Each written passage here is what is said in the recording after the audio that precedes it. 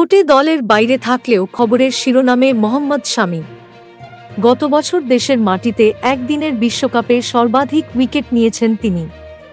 সেই শামি জানিয়েছেন, বিরাট কোহলি, রোহিত শর্মাদের জন্য এখন আর কেউ ক্রিকেট দেখেন না।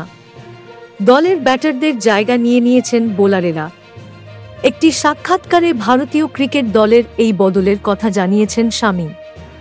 তার কথায়, যারা একদিন ব্যাটারদের জন্য ভারতীয় ক্রিকেট দলকে সমর্থন করতেন, ভারতের খেলা দেখতেন, তারা এখন আমাদের জন্য গলা ফাটান। এর থেকে ভালো অনুভূতি আর কিছু নেই। সমর্থকেরা এখন ব্যাটারদের নয়, বোলারদের নিয়ে আলোচনা করেন।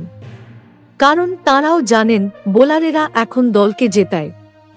2013-14 সাল থেকে এতদিনে এই বদল হয়ে গিয়েছে।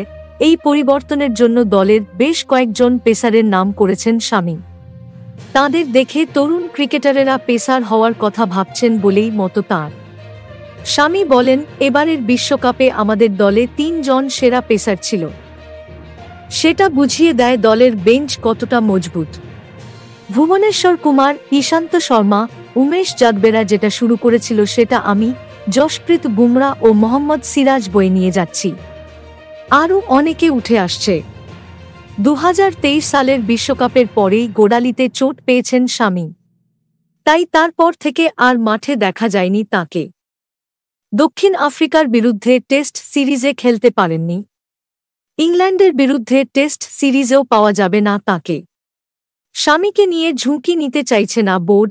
শামি আইপিএলে খেলতে পারেন কিনা সেদিকেই নজর রয়েছে সমর্থকদের।